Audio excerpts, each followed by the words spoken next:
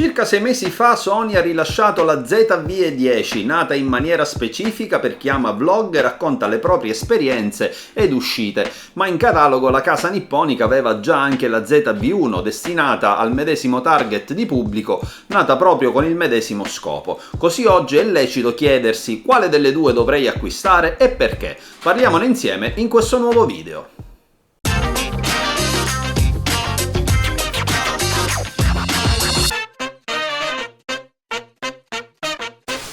Bene amici, benvenuti in questo nuovo video. Vi avevo già parlato nel mio ultimo video caricato qui sul canale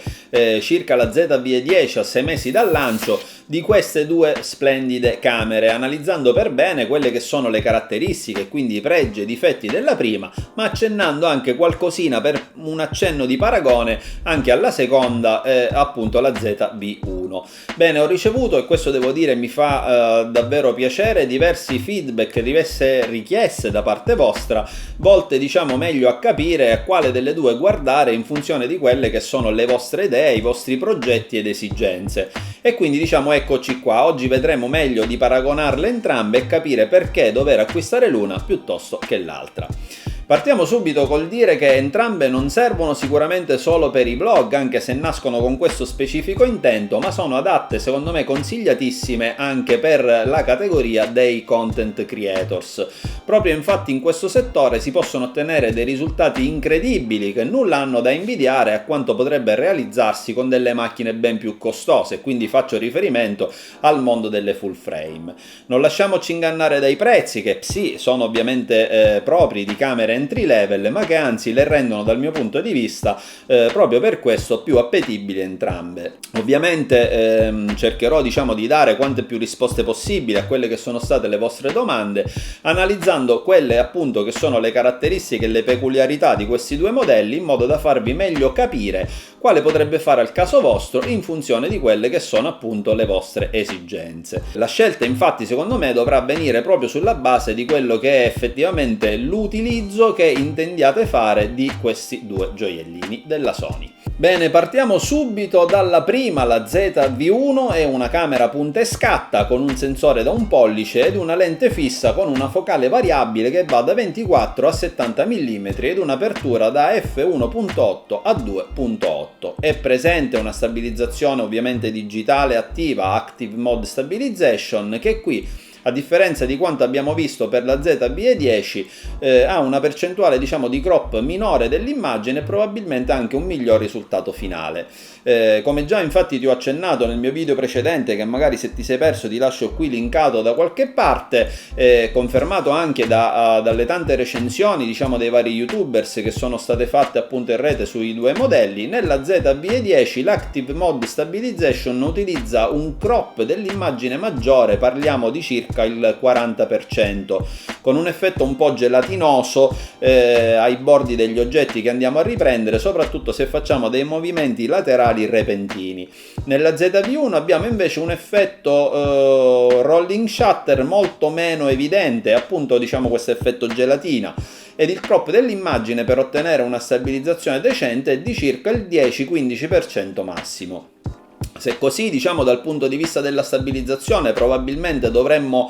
propendere, o comunque sarebbe da preferire appunto la soluzione proposta dalla ZV-1. Per quanto riguarda diciamo anche l'implementazione di un filtro ND nella lente nativa, bisognerebbe scegliere appunto sempre la prima delle due. Questo è stato infatti possibile proprio per il fatto che la ZV-1 ha un'unica lente tuttofare e non ha quindi la possibilità di intercambiare gli obiettivi, e proprio grazie a questa caratteristica è stato possibile per Sony pensare di dotare questa camera di un filtro ND nativo, soluzione secondo me molto pratica e anche fantastica in tutte quelle occasioni dove ovviamente abbiamo in mente di realizzare delle foto o dei video che richiedono appunto l'utilizzo di questo prezioso accessorio. Passiamo adesso al peso. Per quanto riguarda la ZV-1 abbiamo solo 294 grammi che, uniti alle dimensioni davvero piccole del corpo macchina, la rendono senz'altro la reginetta della portabilità. Per la ZV ZV-E10 abbiamo invece 343 grammi, dimensioni che sempre ovviamente sono ridotte rispetto a tutte le altre camere della stessa casa, ma che faranno ovviamente poi dipendere la sua portabilità da quelle che sono le lenti che decideremo di portarci dietro. Se infatti ad esempio decidessimo di accoppiare l'obiettivo pancake della Sony, eccolo qui, il piccolino di casa Sony come lo chiamo io, il 16-50 mm, che da solo pesa circa 60 grammi, avremo diciamo un peso complessivo insieme alla ZV-E10 di circa 400 grammi, il che la farebbe diventare anch'essa eccellente dal punto di vista della portabilità quotidiana. Ma se andiamo a realizzare dei contenuti più elaborati che richiedono comunque delle lenti più grandi e più pesanti e magari diciamo tutta un'attrezzatura a corredo, per esempio penso diciamo a treppiedi, filtri, delle batterie aggiuntive, cavalletti, power bank e quant'altro, l'ingombro ovviamente anche in termini di praticità e di peso sarà facilmente ben diverso. Con la ZV-1 invece avremo quindi una soluzione sempre immediata, più leggera, che entra diciamo in ogni borsa che portate in giro con voi nelle vostre avventure, pronta a regalarvi sicuramente degli ottimi risultati e ad immortalare ogni momento della vostra giornata. Presente ancora nella ZV-1 anche un modo più semplice per realizzare dei timelapse, ad esempio, nonché la possibilità in burst mode di realizzare degli scatti in sequenza fino a 24 fps contro invece gli 11 di cui è capace il sensore della ZV-E10. Questa è tanta roba se dovete effettuare degli scatti ad oggetti in movimento, per esempio, oppure se siete amanti della fotografia action, con una resa probabilmente maggiore rispetto a quanto ottenibile dalla ZV-E10. Ma vediamo adesso quelli che sono i vantaggi della ZV-E10 rispetto appunto alla ZV-1. Prima di tutto ovviamente vi parlo del sensore. La ZV-E10 monta un sensore APS-C, un CMOS da 24,4 megapixel, che rispetto a quello diciamo di un pollice installato sulla ZV-1 per ovvie ragioni ha delle dimensioni maggiori. Si tratta infatti dello stesso sensore che già troviamo montato sugli altri modelli APS-C di casa Sony della serie Alpha, e questo ci garantisce ovviamente dei colori più accurati, una migliore dinamica ed una migliore risposta a quelle che sono le condizioni di scarsa luminosità rispetto a quello che ci può regalare il sensore da 20 megapixel da un pollice della ZV-1. Così in generale avremo ovviamente foto e video migliori grazie proprio alla maggiore dimensione del sensore installato sulla ZV-E10. Altro vantaggio ovviamente gli obiettivi intercambiabili. Se massicate un minimo di fotografia già capirete di per sé che questo è appunto un grande vantaggio, perché comunque ci permetterà di avere sempre il meglio in ogni situazione, utilizzando così quello specifico obiettivo adatto proprio per quel tipo di fotografia o di video rispetto ad un altro. Ad esempio possiamo ottenere uno sfondo più o meno sfocato sfruttando quindi un obiettivo molto costoso che magari già possediamo in accoppiata con quello che è il sensore APS-C della ZV-E10. Proprio a proposito di apertura, all'inizio abbiamo detto, parlando della ZV-1, che la lente fissa che monta appunto questa camera ha un'apertura fra gli f1.8 e i 2.8, e quindi probabilmente molti di voi potrebbero già pensare che questi stop comunque sono già abbastanza sufficienti per ottenere dei buoni risultati e delle belle sfocature. Ma bisogna fare attenzione, infatti questi valori stanno ad indicare in realtà la quantità di luce che entrerà dalla lente, appunto f1.8, 2.8, però riguardo a quello che è la profondità di campo e quindi lo stacco del soggetto dallo sfondo e del resto dall'inquadratura, se volessimo equipararli a quelli che sono i risultati di riferimento ottenibili da una full frame, bisognerebbe moltiplicare questi valori per un coefficiente che nel caso specifico è 2,7. Così facendo andremo ovviamente a scoprire che proprio in relazione alla profondità di campo e all'effetto sfocatura i valori propri della ZV-1 corrisponderebbero in maniera appunto equivalente a una full frame ad un F4 fino ad un F7. Ovviamente ti lascio qui la formula in modo tale da farti capire meglio di che cosa stiamo parlando. Tutto questo ovviamente andrà a incidere proprio su quello che è l'effetto della sfocatura e quindi appunto appunto lo stacco del soggetto dallo sfondo. Tanto per farvi un esempio, se io mi avvicino alla fotocamera vedete che aumenta ancora il contrasto nel caso specifico dello stacco sullo sfondo, e questo appunto con la ZV-1 potremmo ottenere per tali ragioni uno sfondo meno sfocato rispetto a quanto ad esempio potremmo avere con una lente Sigma 16 mm f1.4 per APS-C montata proprio sulla ZV-E10. Vero è che anche per le APS-C, o qualcuno di voi ovviamente dirà che bisognerà effettuare per avere l'equivalente in full frame una moltiplicazione per un coefficiente, ma in questo caso il coefficiente è solo di 1.5 e quindi così, se applichiamo questa formula all'F1.4 della lente Sigma, questo ci garantirà diciamo una profondità di campo ed una come dire relativa sfocatura dello sfondo all'incirca di un F2.1 riferita appunto a quello che è diciamo l'equivalente del mondo full frame. In questo video di esempio ti mostrerò proprio quello che è il risultato di una ZV-1 a 24 mm con la quale potremmo ottenere una profondità di campo ed una sfocatura come se avessimo un F4 di una full frame, e questo è già un buon risultato, ma diciamo che la verità è che appena tocchiamo lo zoom andremo dritti verso l'apertura 2.8 che, come abbiamo visto, moltiplicata per il coefficiente 2,7 ci darà un equivalente di un F7 su full frame senza quindi un grandissimo stacco del soggetto dallo sfondo. Ma se passiamo alla ZV-E10 con su il Sigma 16 mm f1.4 ci accorgeremmo subito di come il risultato cambi e sia praticamente diverso alla ZV-1, che non potrà quindi mai arrivare a questo stesso livello di sfocatura e di profondità di campo, come se si stesse parlando appunto di un F2 circa su full frame. Tutto questo discorso ho voluto specificarlo perché mi sono reso conto, guardando diciamo diversi video in rete e diverse recensioni appunto che ho trovato in giro per il web, che c'era parecchia confusione diciamo sull'argomento, soprattutto perché ho notato che la gente si soffermava a leggere fondamentalmente solo i numeri del range di apertura della ZV-1 o magari di altre macchine ecco simili, paragonabili alla stessa, e nel caso specifico si limitava appunto a leggere gli F da 1.8 a 2.8 senza pensare poi effettivamente ad eseguire questa moltiplicazione per il coefficiente di 2,7 come abbiamo visto per ottenere l'equivalente in full frame. Vero è che diciamo anche per ottenere il massimo dalla ZV-E10 avrai sicuramente bisogno di diversi obiettivi e a delle volte diciamo questi stessi da soli costeranno anche più del singolo corpo macchina, e quindi diciamo che comunque dobbiamo sempre tenere ben presente questo discorso a mente e quindi questo fattore prima di fare una scelta poco riflessiva che ci porti appunto a preferire l'una piuttosto che l'altra. Ancora per quanto riguarda la ZV-E10, questa ha una batteria più capiente con una durata che ci garantirà, a detta di Sony, 440 scatti contro i 260 della ZV-1 e 80 minuti di registrazione continua contro i 45 della sorellina minore.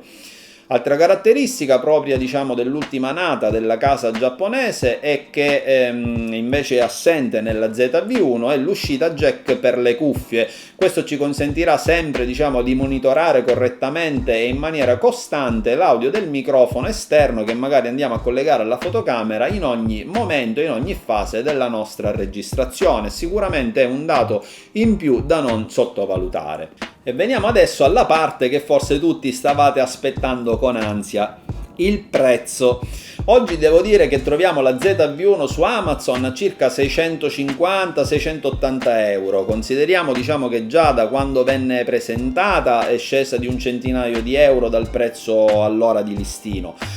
Ma credo che tranne per qualche particolare offerta del momento che potremmo trovare, ripeto, in rete in generale su Amazon o in giro per il web, difficilmente la potremmo portare a casa a molto meno. La ZV-E10 invece, ammesso che riusciate a trovarla, perché da quando è uscita è andata letteralmente a ruba e non se ne trovano in questo momento sul mercato, diciamo al momento della sua uscita venne presentata a circa 750 euro per quanto riguarda il corpo macchine e 850 euro nel kit con l'obiettivo pancake della Sony, il 16-50 mm che vi ho appunto fatto vedere prima, il piccolino, il gioiellino di casa Sony. Ma credo diciamo che in questo caso il prezzo sia ovviamente un dato abbastanza relativo nella scelta di acquisto dell'una piuttosto che dell'altra, perché comunque se sceglierai la ZV-E10 immagino che non la userai in eterno solo con l'obiettivo pancake, o almeno così dovrebbe essere. Credo infatti che anche, diciamo, in futuro acquisterai altri obiettivi di maggiore qualità per degli usi più specifici e per ottenere quindi sempre il meglio e sempre il massimo da quelle che sono le tue foto o i tuoi video. E queste lenti spesso, come ti ho già accennato prima, saranno parecchio costose, probabilmente costeranno da sole anche più del solo corpo macchina, così ad oggi risulterà impossibile farsi un calcolo, avere comunque chiaro quanti soldi andremo a spendere per la nostra passione se opteremo appunto per la ZV-E10. Sappiamo solo che al momento, diciamo, questa scelta al massimo ci potrebbe costare 850 euro nel kit con il 16-50 mm. La ZV-1 invece, se propenderemo per quest'ultima, è ovviamente una all-in-one, come ti ho detto, e con 650-680 euro sappiamo che non spenderemo null'altro se non in accessori esterni da abbinare alla fotocamera stessa, quindi appunto un microfono esterno, un treppiedi, qualcosa, diciamo, che ne possa migliorare le caratteristiche e la portabilità, ma quella è e quella rimane, senza possibilità di essere implementata, diciamo, dal punto di vista delle caratteristiche specifiche nel tempo. Detto questo, in definitiva ti do il mio punto di vista sulla domanda: a chi si rivolgono quindi questi due prodotti della Sony? Bene,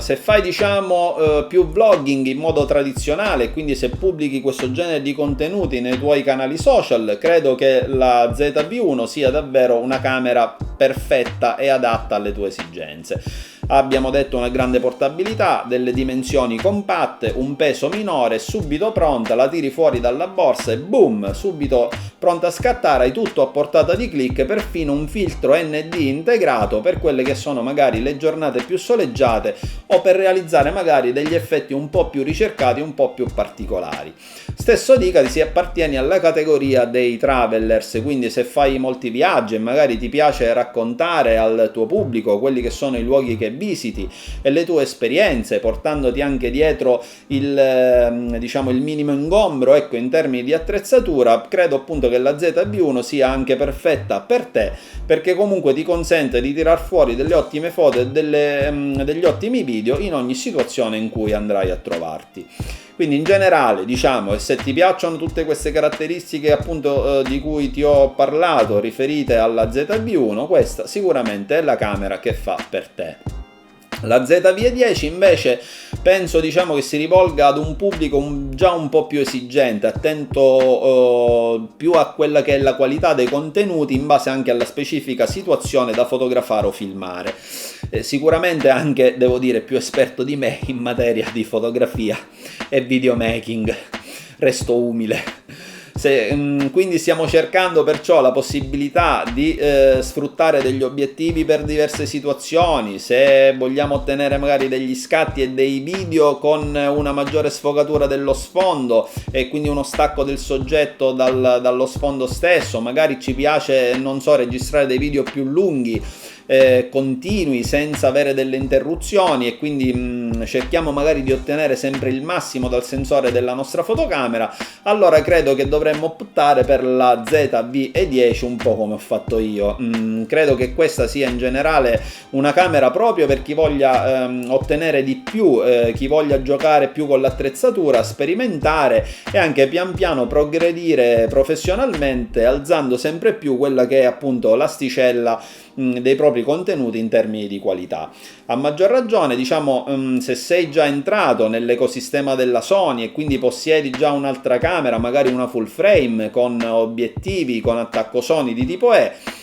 o magari pensi di acquistarne qualcuna, sempre o fotocamera o obiettivi, allora ti converrà scegliere anche in questo caso la ZV-E10, perché si integrerà perfettamente, essendo compatibile con tutti gli obiettivi con E-mount, anche appunto per full frame, l'attacco ovviamente è sempre lo stesso e si amalgamerà in maniera perfetta con quella che è appunto la tua attrezzatura già in possesso. Bene, passiamo quindi alle conclusioni. In definitiva, entrambi questi modelli sono davvero ottimi, nulla da eccepire, ben fatti in termini di materiali costruttivi e ci danno sicuramente dei risultati incredibili in termini di qualità. Dovremmo solo concentrarci sull'uso che pensiamo di farne, così quindi alla fine optare per l'uno piuttosto che l'altro modello. Bene, per oggi è tutto, il video finisce qui, spero vi sia stato utile per sciogliere qualche dubbio magari sull'argomento, ma prima di congedarci vi ricordo, iscrivetevi al canale, cliccate qui giù sulla campanellina delle notifiche e aiutate il mio canale a crescere condividendo questo video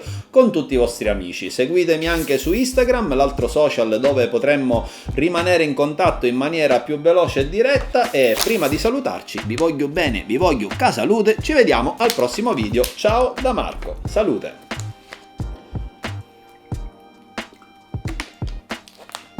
Sono a dieta, posso bere solo acqua. Ciao!